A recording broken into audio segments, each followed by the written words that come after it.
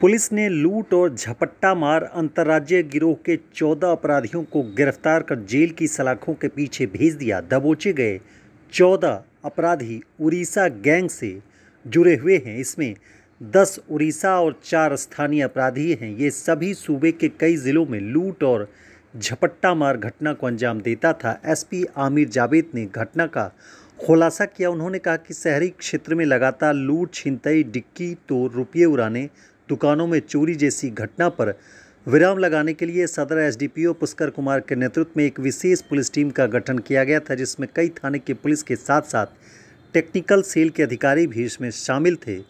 इस police team के द्वारा मानवीय साक्ष्य संकलन और तकनीकी अनुसंधान के दौरान मधुबनी टीओपी थाना अंतर्गत आरकेके कॉलेज के पीछे कुछ दूरी पर मोरिया वार्ड नंबर 1 अवस्थित करण सिन्हा के मुर्गी फार्म पर छापेमारी की गई।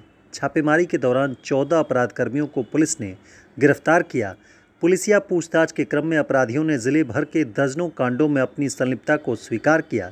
इन अपराधियों के पास से पुलिस ने 2 देसी कट्टा, 4 जिंदा गोली, 2,43,000 रुपये, 2 किलो 541 ग्राम चांदी का जेवरात, 10 मोबाइल फ़ोन, घटना में प्रयुक्त 5 मोटरसाइकिल और घटना में लूटा गया जला हुआ बैग भी बरामद किया गया।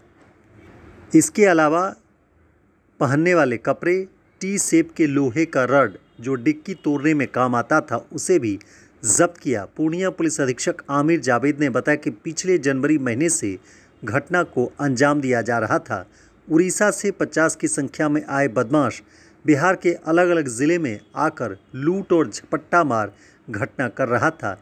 इसमें कुछ रेकी करता था तो कुछ डिक्की तोड़ने में एक्सपर्ट था। ये सभी लूटी गई राशि को सीएसपी के माध्यम से अपने गांव उड़ीसा भेज देता था। एसपी ने कहा कि इस गिरफ्तारी से लूट और झपट्टा मार की घटना में कमी आएगी। उड़ीसा गैंग के अन्य सदस्यों की खोजबीन की जा रही है।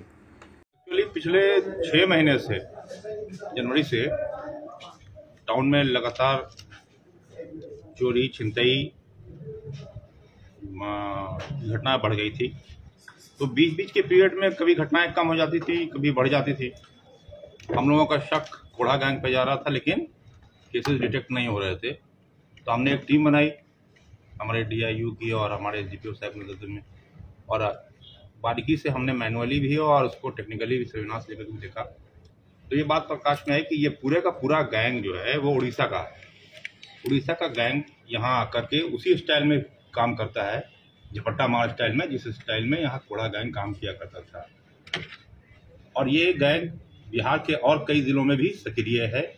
जैसा इन्होंने कबूल किया है कि ये जो चांदी का आप जेवर देख रहे हैं दरभंगा से आया हुआ है, जिसको अभी हम लोगों को जांच करना है, और पटना में भी ये लोग आते हैं।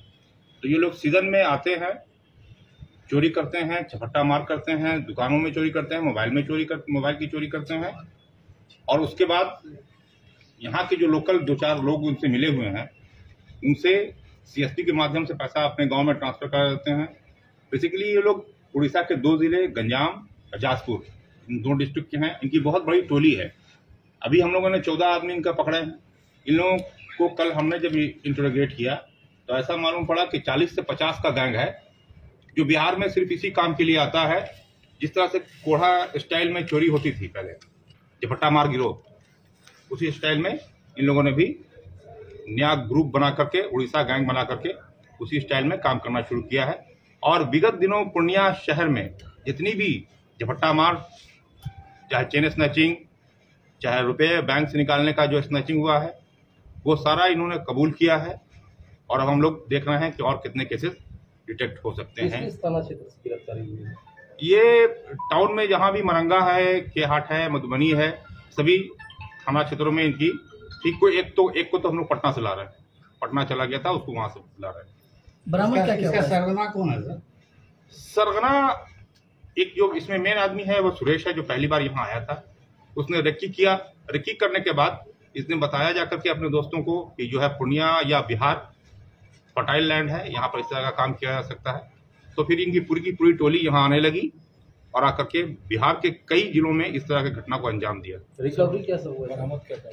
बरामद अभी जो पिछले दिनों लूट की घटना हुई थी 1.5 लाख रुपए की केहाट में, वो फिर चांदी का जैसे इन लोगों का कहना है कि चांदी का दुकान पर इन्होंने हाथ मारा था दरभंगा में, उसका जेवर है, इसको वेरीफाई कराना है हम लोग।